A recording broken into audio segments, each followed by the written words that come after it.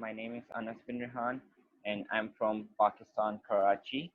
Wow. And I'm currently in my first year of GCE levels. Okay, cool, cool. Um, so obviously your school curriculum is different from ours. So do Yeah. you want to just talk about how your school works and like how it's caused like mental health issues Okay. or anything? So basically, like the first thing that we have to talk about is like if you're trying to bridge the cultural gap between our curriculum, we have to understand the fact that uh, GCEs like it's ran by the Cambridge board.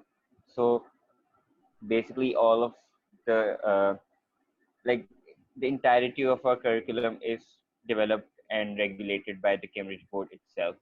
So that means that in our GCE O levels, like that's stretched out over 3 years, and that goes over to grade 11th. And after which, when our college starts, that's our A levels. So we have a two A levels before going Mhm. off to university.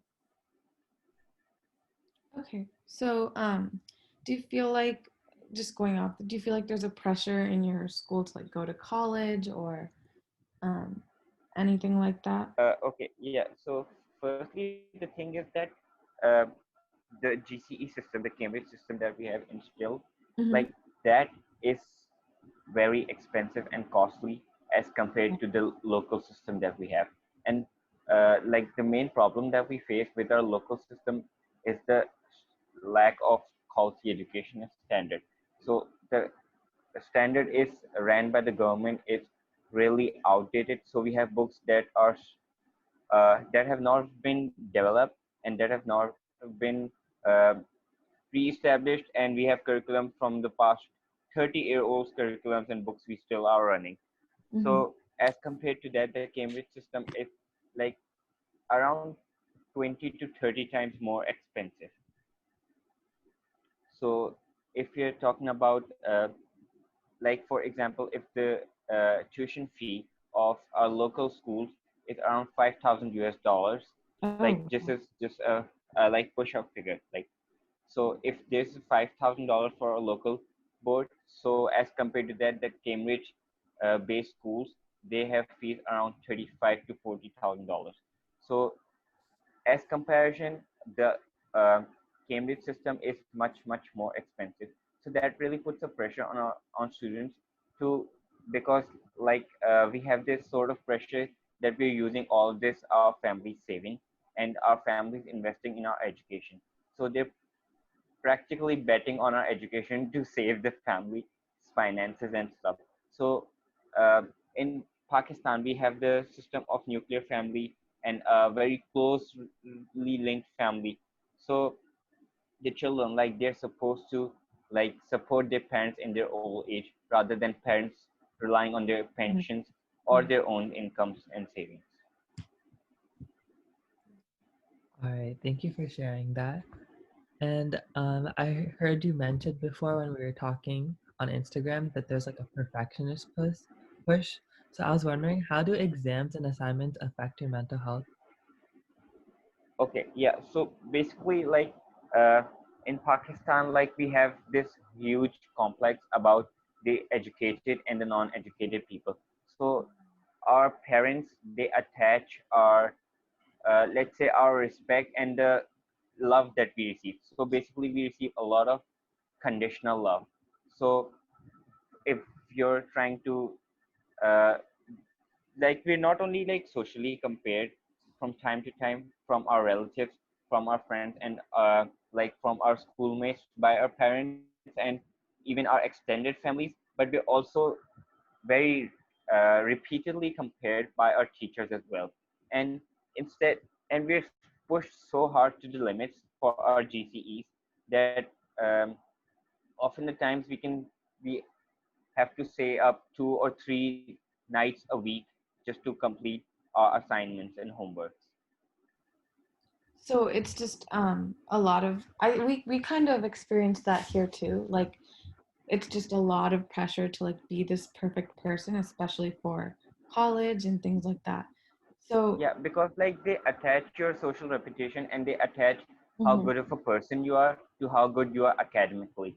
So if you're because in Pakistan, like we still have this idea that the lucrative subject that we have, like in Pakistan, you have a total of three career choices. It's either doctor, it's either engineer, or it's either accountancy. Anything out of these three is mhm. completely out of the picture.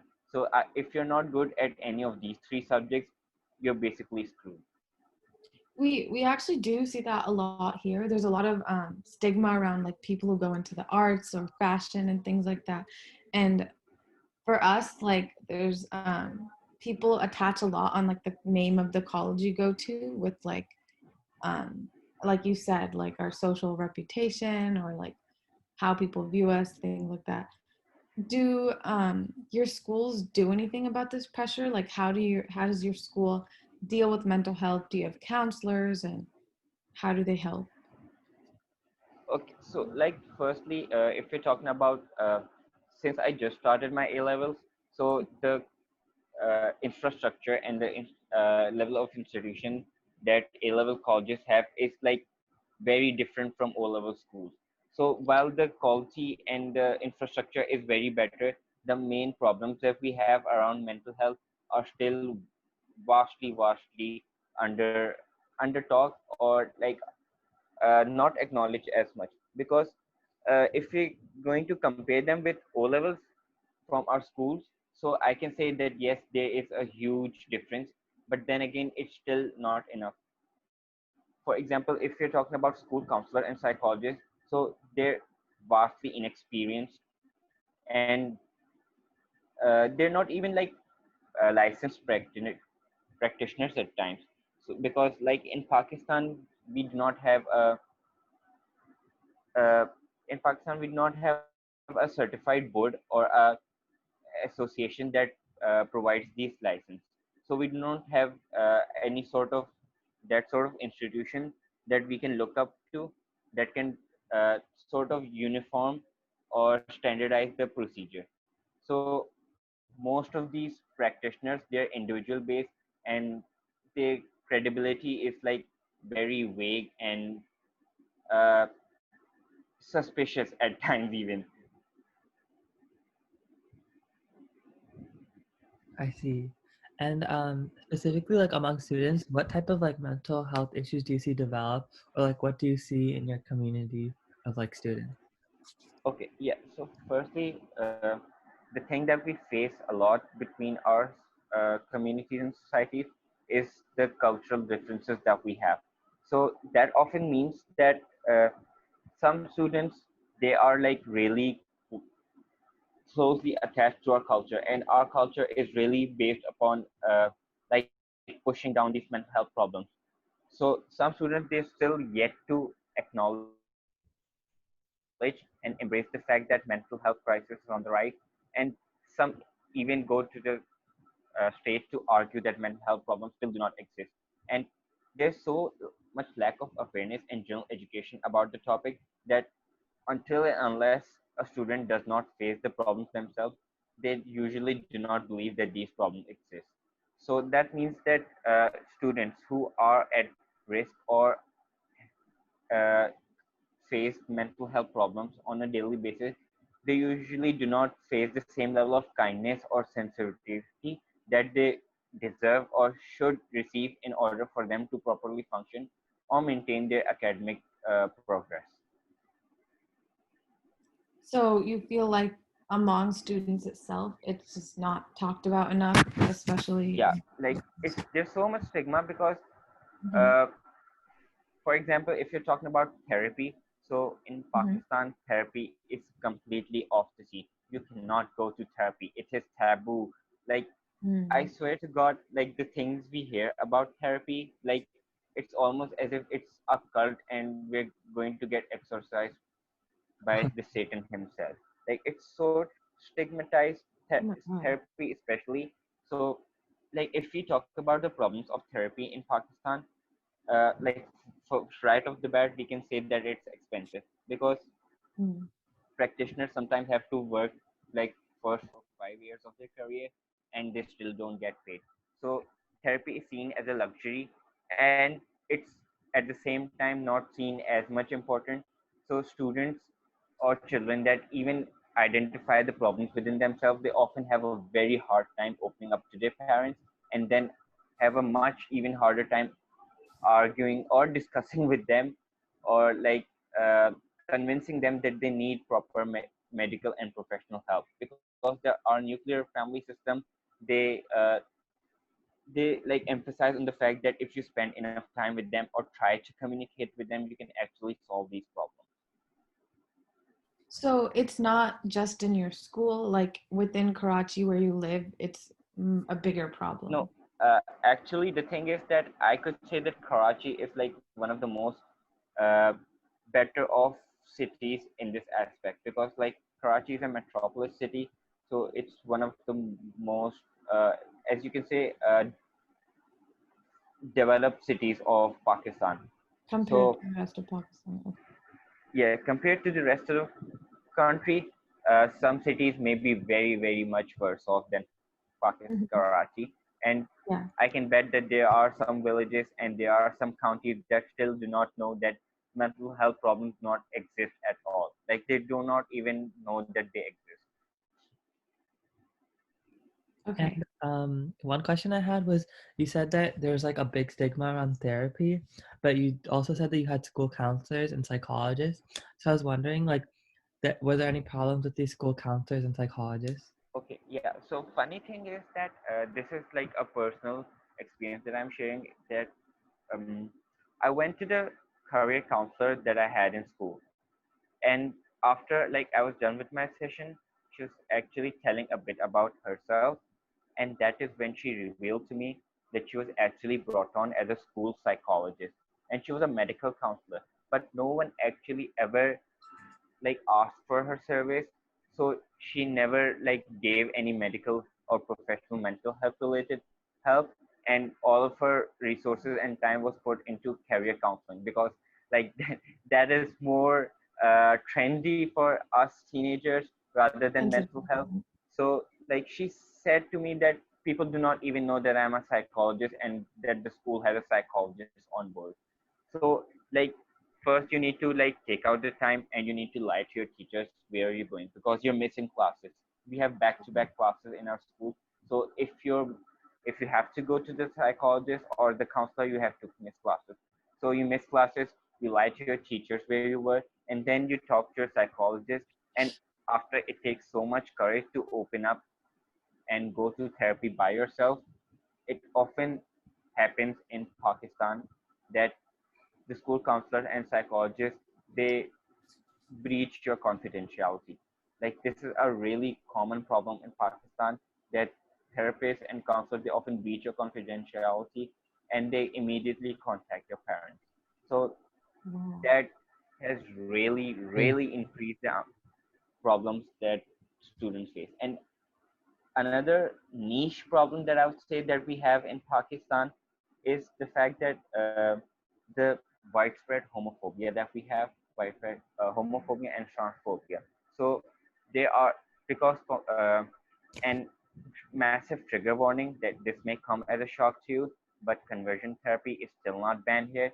So we have heard Oh, goodness. instances, experiences, and accidents of children being forced into conversion therapy after they came out to their therapist, because the therapist immediately breached their confidentiality. They share this information with their parents, and they are because we are a theocracy. Pakistan is like an Islamic country, so there's huge taboo around uh, the LGBTQ. So they're immediately forced into conversion therapy. So that also is a huge obstacle in gaining access to therapy here. That's I'm sorry, that's terrifying, especially because of the biggest thing in the US about therapy is that it should be between the therapist and the person who's getting therapy only. It shouldn't be shared with anybody else. And I do think that the LGBTQ plus community, they're subject to more mental health issues because they are like a marginalized community, and it that's just really heartbreaking to hear. Yeah. And it's really hard for you to reach out if you know that they're gonna tell your parents, like, why would you even reach out to them? So do you think that like I mean it does like lead to the isolation of people, and like coming out must like a lot of people might just be afraid to because of that?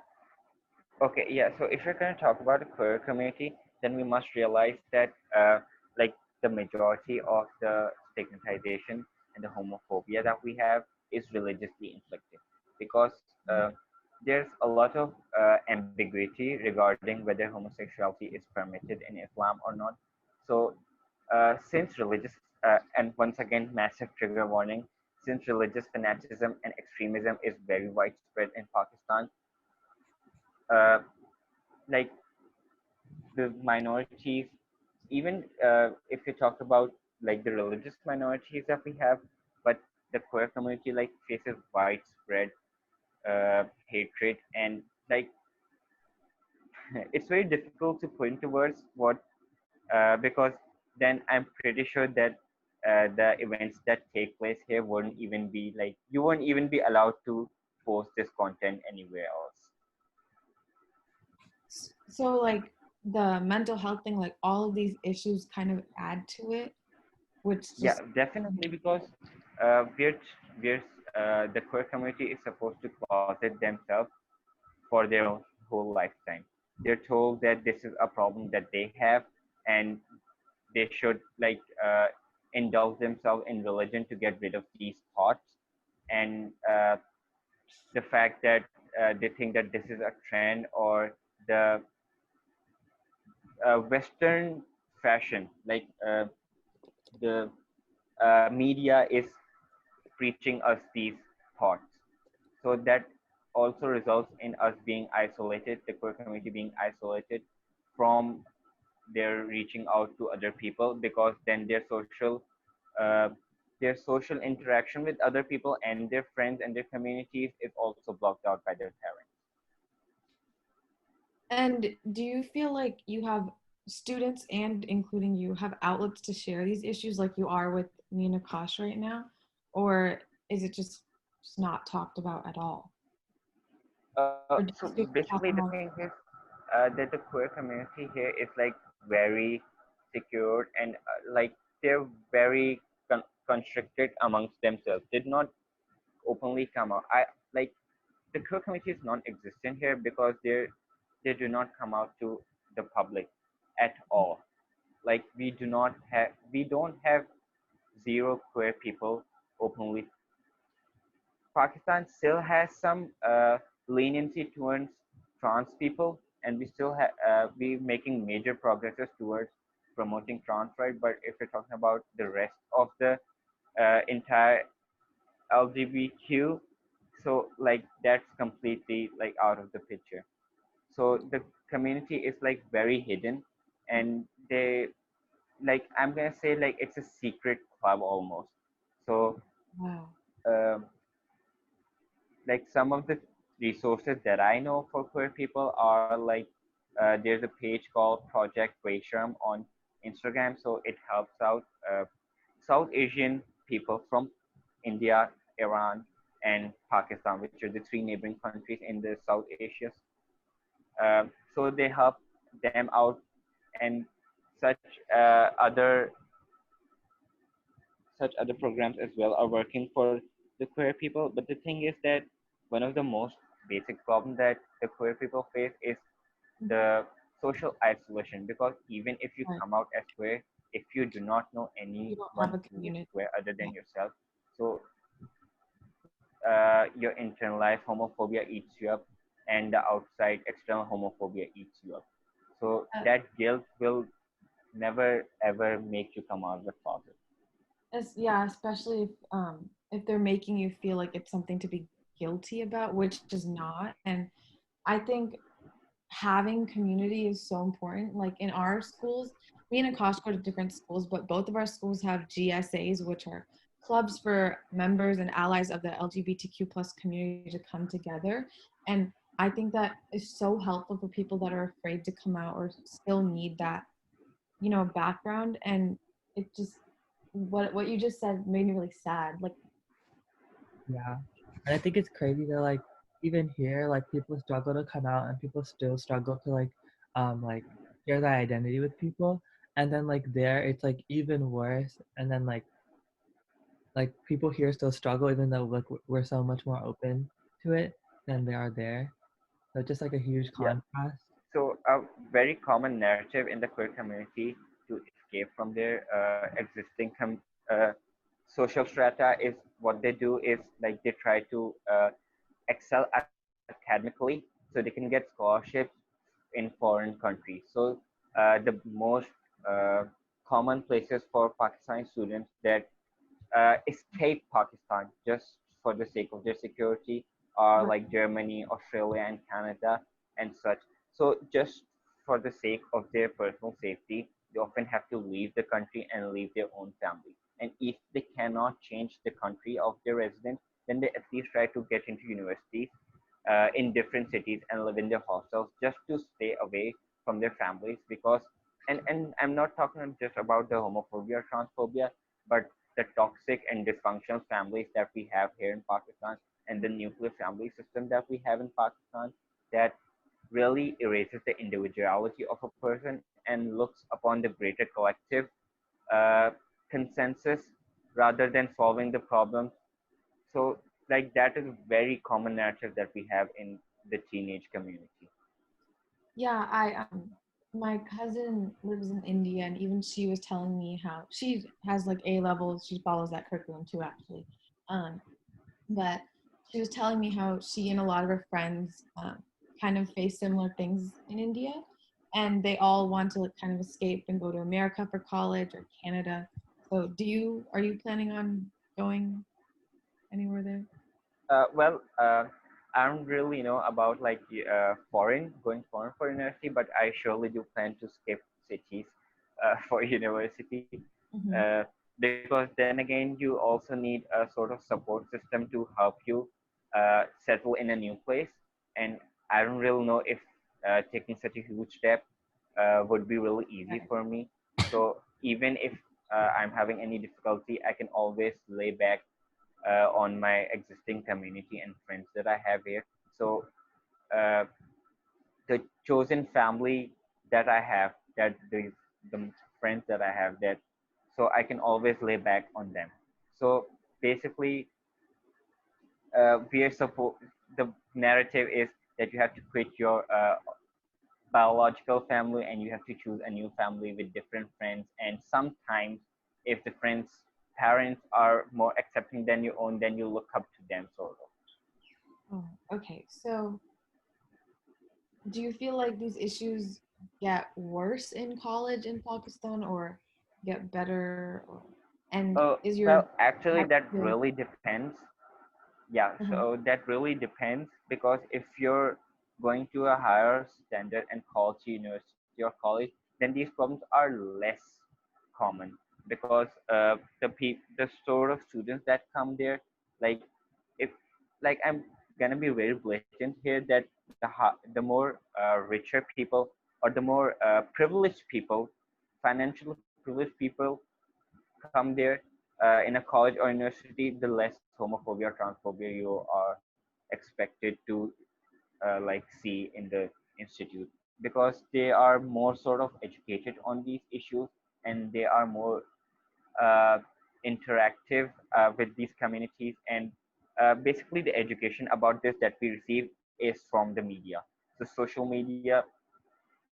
So any instances or stories that we receive or read, especially through celebrities, because celebrities are global icons that are looked upon even in Pakistan. So if any celebrity or icon comes out as queer, so that really sort of, I'd say, increases the educational aspect of the LGBTQ in Pakistan.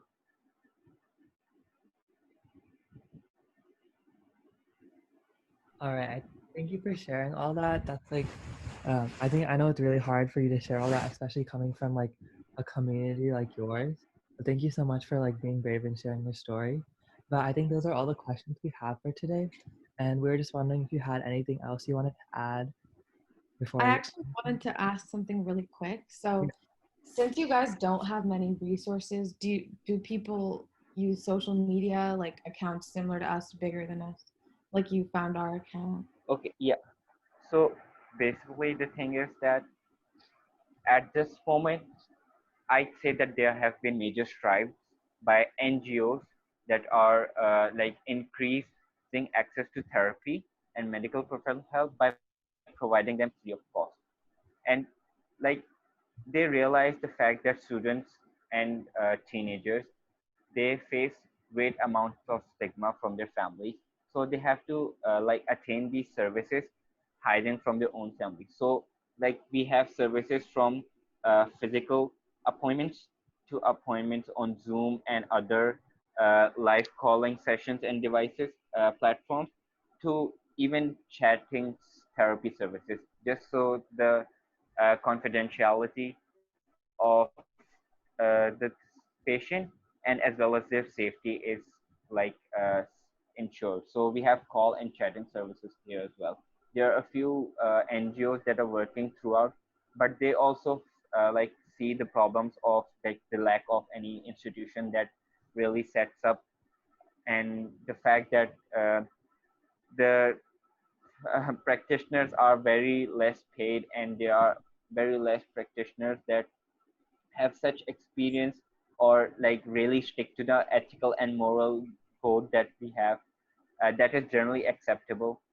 So these are some of the problems that these institutions face, but there has been a lot of awareness ran by these NGOs, and none of this has been done by the government or the local or federal government. But all of this effort has been done by the NGOs and other sort of communities.